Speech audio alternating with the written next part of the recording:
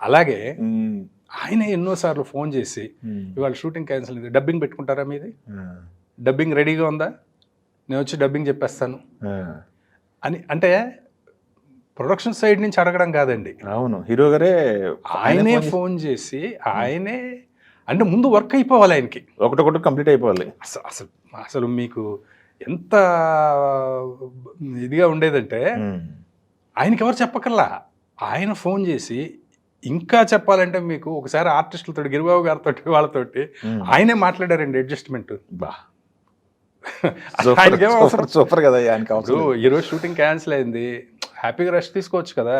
అవును, అది లేదండి ఆయన దగ్గర, ఆయన వర్కహాలిక్. అందుకనే ఆయన చేసిన సినిమాలు మరి ఏ హీరో చేయలేదు. అంటే ఇప్పుడు ఆయన పని చేయడమే కదండి, ఆయన అన్ని సినిమాలు చేయడం వల్ల సినిమా ఇండస్ట్రీలో ఉన్నవాళ్ళు కానీ ప్రత్యక్షంగా పరోక్షంగా ఒక థియేటర్లో సైకిల్ స్టాండ్ వాడి వరకు ఎన్ని వందల కుటుంబాలు బ్రతికుంటాయి. అవును, అట్లా వాళ్ళు అసలు అవును, కృష్ణ గారి దగ్గర నుంచి అది అసలు